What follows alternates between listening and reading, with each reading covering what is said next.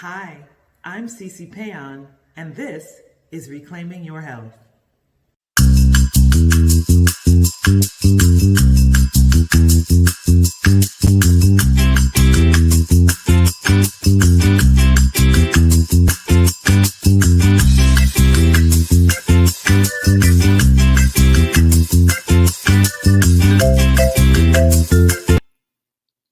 Hello, everyone.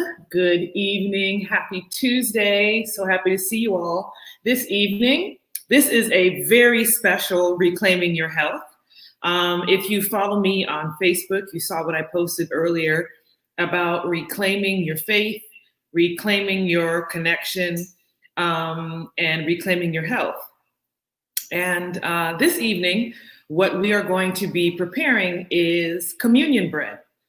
I'm super excited about this because the audience for which this particular recipe will be shared is worldwide. And the reason it's worldwide is because on September 19th, the Reclamation Project will be hosting a worldwide communion, and it will be hosted and facilitated by Dr. Barry Black, who is the Senate chaplain here in the United States of America at the nation's capital. He's a very distinguished gentleman, preacher, very well known, and he's had that position for some time. And so everyone at the Reclamation Project is beyond honored and excited to have him lead out in what will be our first annual communion. And I was asked to come up with a recipe for communion bread that is something that they're ingredients that are available basically anywhere. Very, very simple. So we have two different communion breads we're going to make. We have one that is gluten-free for those of you who have issues with gluten, and it's going to be made with almond flour. And then we have a more traditional communion bread that is made with whole wheat flour. And my niece was taste testing it a little while ago, and she said, "Oh, I love the taste of this." And it's so funny because when I think of traditional communion bread, I don't think of it as tasty, but it's definitely something that it takes you back. It reminds you of those special days of having communion. The reason this means so much to me in particular is that COVID has taken us away from church and communing with one another. And I am actually an introvert, so I'm not really into crowds of people and things like that. But I have even found myself missing the fellowship. And one of the things that we do frequently, or at least 3 times a year at church, is we have communion. And that's when you come together, you eat the bread, you drink the grape juice, the ordinance of humility, when you wash each other's feet. It really is a time to be very introspective and get your life right. So I'm excited that the Reclamation Project has taken this on to bring back some sense of normalcy to our Christian walk and things that we have gotten used to doing and things that feed us spiritually. And so the first one we're going to work on tonight is the almond flour. And I want to talk a little bit about unleavened bread and why is unleavened bread used at communion. And I have a special guest tonight who I had to twist his arm, but he's gonna join with us in a little bit. But unleavened bread, I have kind of taken a crash course in understanding why we eat unleavened bread. And it is because yeast or risen bread is symbolic of sin. And when you have a rising agent or yeast or leavened bread, once it's part of the bread, you can no longer separate it. Once it's in there, it's in there. So that is why we eat unleavened bread, because it is pure bread that has not been defiled with this rising agent.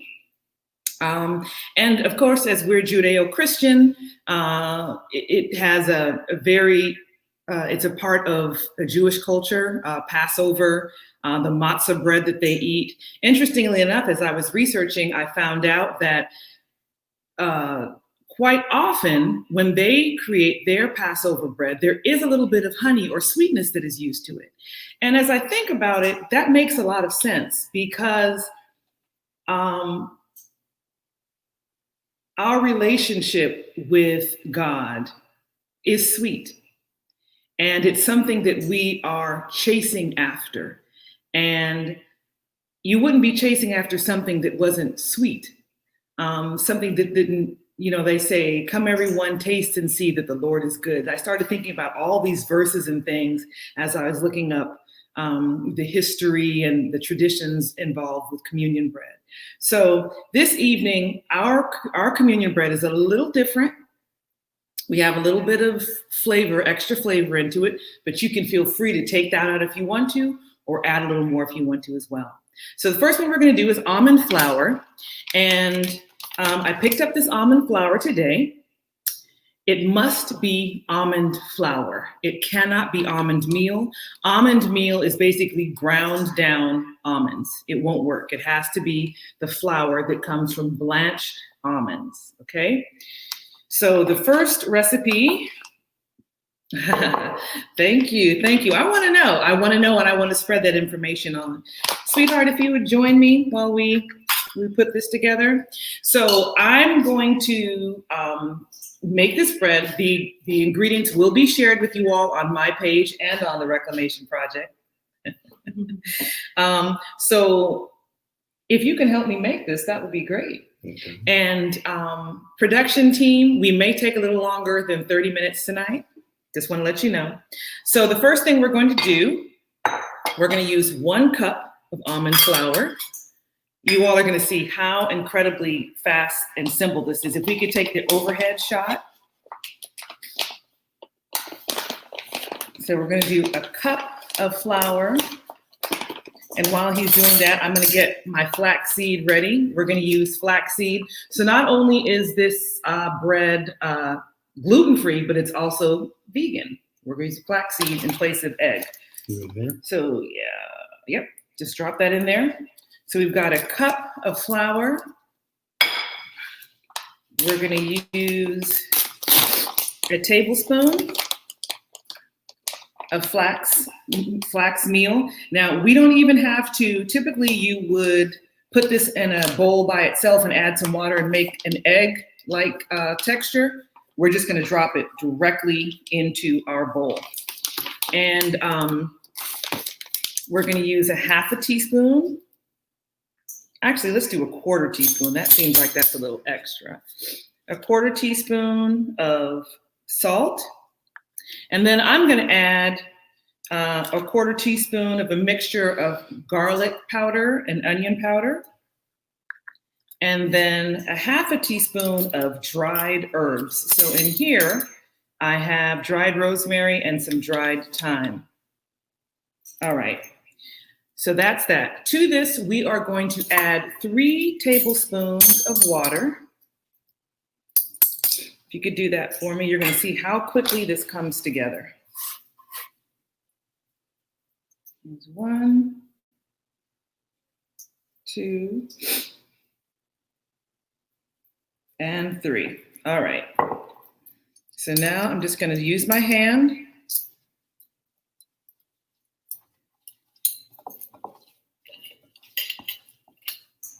And mixing it together. And it's simple as that. Now, obviously, this is for communion, so we're not trying to make a whole bunch. Actually, can you just sprinkle a little bit more of the almond flour on here for me? We're not trying to make much. This is not a meal. This is so everyone can have a cracker. Actually, let me just do this. I'm just going to add a little more. Okay, and you've seen in the past when I've made things, I've told you all, when it pulls away from the side of the bowl, that's when you know that it is the right consistency and it's ready to go. Okay, so this is ready to go. If you could put that in the sink. I have some parchment paper here that I've already cut. I'm going to put this right in the center. I'm going to cover it with another piece of parchment paper. Then I'm going to, take my rolling pin and I'm going to gently roll this till I get it to like maybe about an 1/8 inch thick, so I can make my crackers. Now remember, these are the gluten-free almond meal crackers. So sweetheart, let's talk about communion. What are your earliest memories of communion? My husband grew up in New York in a Haitian Seventh-day Adventist household. Hebron Church. Hebron in Brooklyn. Mm-hmm.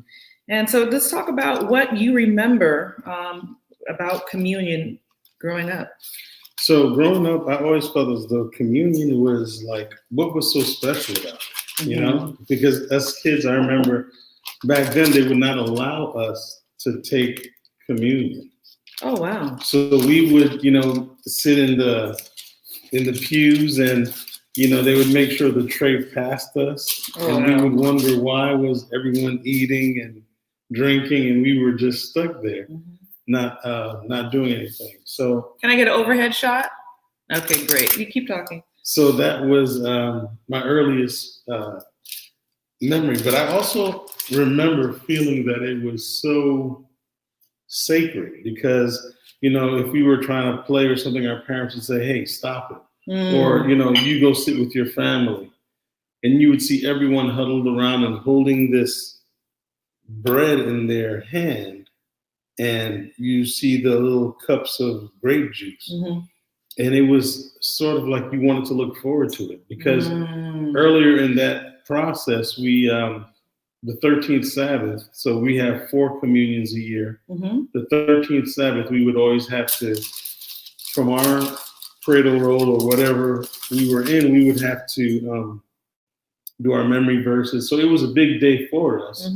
But then we would go and I would go with my father as he was washing other people's feet and people were washing his feet, but no one washed my feet. Oh, wow. But later on, as I got older, he allowed me to go wash other people's feet and get my feet washed. But I didn't take communion. You didn't take communion. Okay. So he just wanted me to be in the foot service, understanding the service of humility. Right. But not yet partaking of because he felt that, you're not baptized. You don't really understand what you're doing. So he doesn't want you to go through you need to understand that it's reverent. Okay. So it was a big deal. Interesting. So we have, this is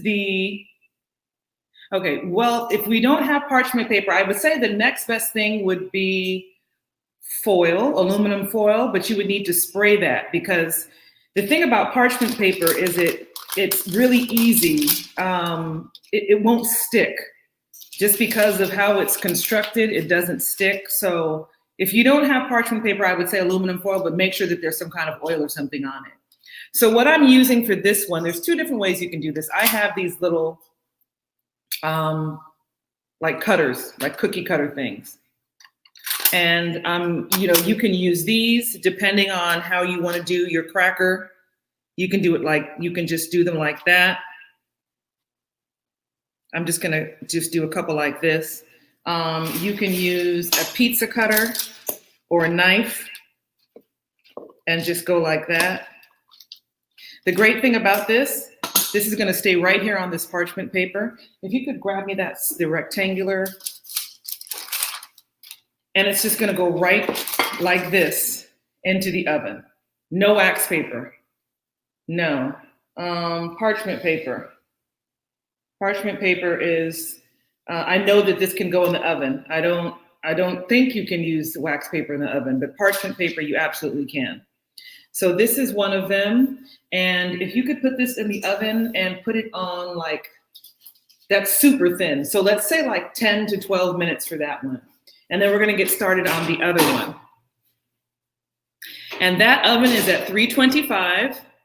Okay, if you have a nut allergy, then I would suggest you use white flour or wheat flour. That one is specifically if you are gluten-free. I can look up some other ones, but the gluten-free one has nut flour. But I'll look into that, and I'll have some information for you on that. So the next one that we're going to make is the whole wheat flour. This is much more traditional. And so, sweetheart, if you would help me with this, we need a cup of whole wheat flour. You know, it's interesting if you talked about that. I remember when Braxton, my niece, was growing up, she wanted to take part in communion. You know, you feel like you're missing out on something because everybody is doing this thing. You don't quite get it, but what you do get is that you're missing out. And, you know, I had the same experience growing up. And I'm so grateful that as I've gotten older, I kind of did communion just to do communion, but as I got older, I really developed a real reverence and I looked forward to it. And, you know, they would say, you have to, if you have any issues with anybody, before you take, you know, the bread and wine, or bread and grape juice, you need to speak to them or seek that person out during the ordinance of humility and wash their feet.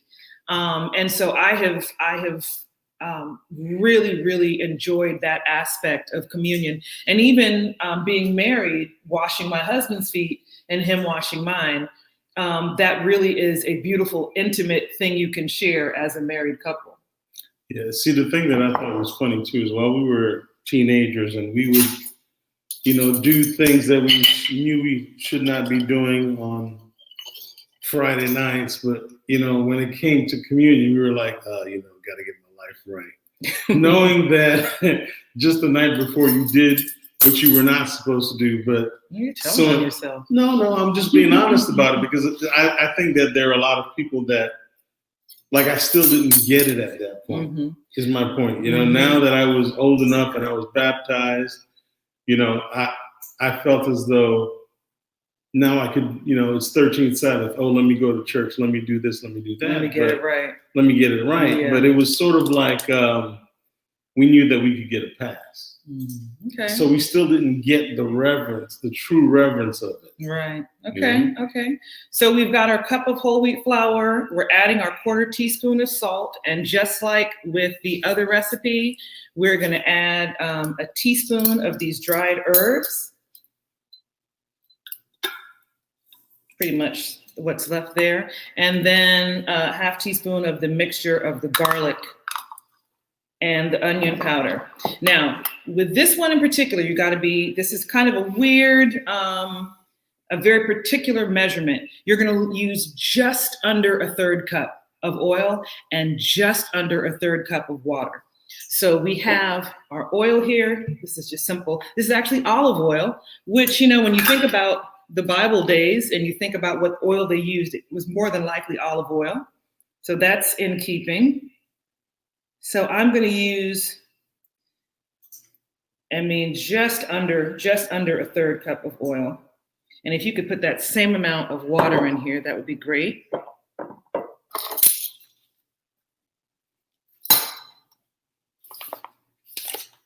And this one does not require any flax meal or anything like that. Perfect. And again, with my hand, I'm just going to mix it together. I'll put the rest in there. So would you say that you mixing it with your hand is somewhat of a ritual, or is it, like, in other words, if somebody wants to do this another way without doing it with their hands, doing it with the hand, do you think that there is some symbolism in that? I'm sure, because that's what they did, you know, when this all first started. I would say to use your hand because it'll go a lot faster if you could just open this. Now, always remember to keep a little extra flour aside so you can just a little bit in my hand. That's fine. Thank you. You don't want it to be too sticky. And you see how this, basically it's pulled, there's nothing on the sides. Okay, so now we're ready. And once again, like we did with the almond flour, we're going to use our parchment and we're going to put it right in the center here. I'm going to put a sheet on top. Now, sweetheart, if you wouldn't want it, you roll this one out. Not too much weight on it because we don't want to make And it you super slowly thin. take it till it's like 1/8. Yes. Now, there's different things you can do. You can make it thin like a cracker, or you can leave it a little thicker like a pita bread. You know, this is basically what pita bread is. It's unleavened flatbread. And how does one know when it's about 1/8? You know, when you press it down, you don't want to be able to feel the board right away. The only difference is, so you're probably just about right. The only difference is you don't want, the thinner it is, the faster it's going to bake. So you've got to be careful with that. So that's fine. That's fine.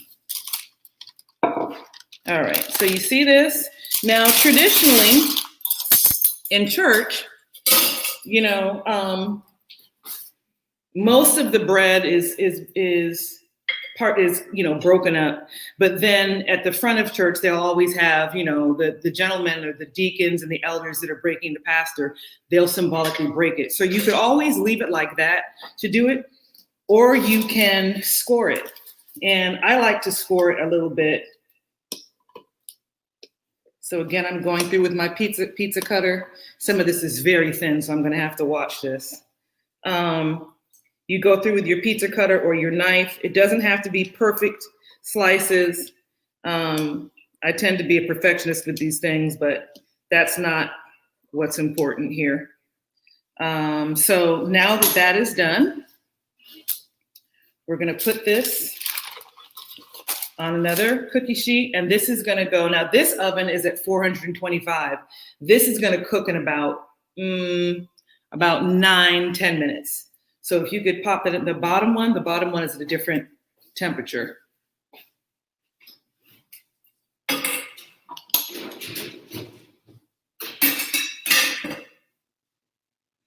Great. Does anybody have any questions? I'm going to look into a recipe that does not use nuts at all. I know that tapioca flour is something that can be used. Yeah, tapioca flour is a good one that can be used. It may not have the consistency of a cracker or bread, but we'll figure that one out. But what's great about this is that these are ingredients that are available anywhere. They're very inexpensive, and you can make your crackers. So yeah, you know, the other reason why this really meant a lot to me is I was thinking there's so much going on in the world right now. And, you know, in the morning we have devotion and we talk about, this morning we were talking about, what was the topic of our, this morning? I was really talking about control, how what life really teaches you in your Christian walk is that you don't control anything. And it's really difficult at times to process that because we think that we're in control of things. Mm-hmm. And so I think for me, reclaiming my connection, reclaiming my faith, reclaiming my health, all of these things it's like I'm getting centered, I'm getting grounded again in what I believe. And I think that's what this quarterly, when you have that communion celebration, that's a lot of what it's about. You asked what herbs I use. So that was dried thyme and dried rosemary. That's what went into both of the breads. One of the things that we talked about was the two things that we can control are our attitude and our effort. So those are the two things that we can control. After that, everything else is really not up to us. Mm-hmm. Mm-hmm. Yeah, I mean, I'm sure any of you that are watching this, you understand that, you know what I'm talking about. There's a lot going on. You're welcome. There's a lot going on. And probably a minute left. And, you know, I'm grateful to be a believer, because in these times, sometimes I wonder, what if I weren't a believer? How would I be coping with everything that's going on? You know, it's a lot, but we have been promised that he would keep us, and he has kept us. Us personally, We have, I was just saying this morning that I'm so grateful. We have been basically, like most of you, at home, trying not to go out much since March. We were living in Atlanta at the time. We packed up our home and moved to Tampa, Florida area in that time. And we've been here again, sheltering. My husband has remained gainfully employed. It's a blessing. We're blessed. We're blessed. We have the luxury of, a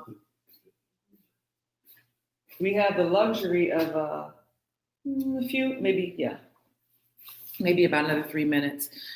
We have luxuries that people around the world do not have. And there's so much to be grateful for. And I just wanted to share that. Does anybody have anything that they want to share? So take a look at this. This is what the finished product looks like. These are the two different, if I can get an overhead shot, these are the two different. So these small ones here, I did those with a cookie cutter. These are the almond flour, gluten-free almond flour crackers. And they're perfect. This is the perfect size. And then these are the more traditional whole wheat flour communion bread. And you see I scored them so they're easy to break apart. They are not quite crispy. If you want them crispier and it's something that you have access to, I would suggest you use vegetable shortening. That would make them crispier, but when you use oil, they're gonna continue to be a little soft, which is fine. And did you tasted these yet? I don't know.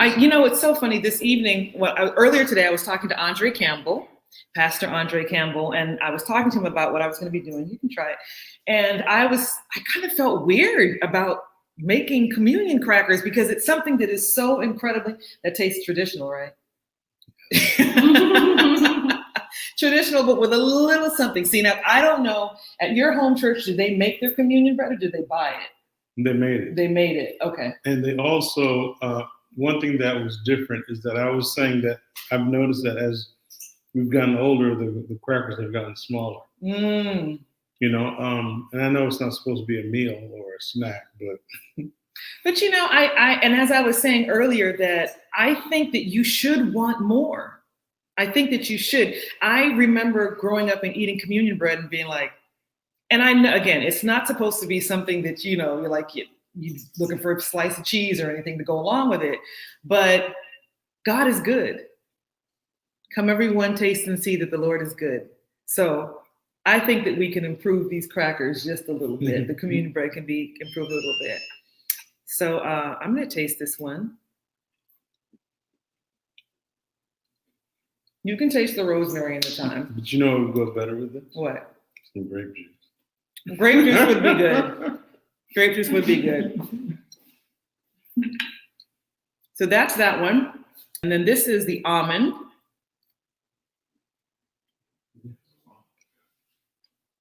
This is good too.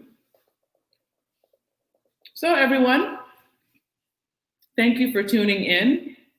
We will share these recipes for you.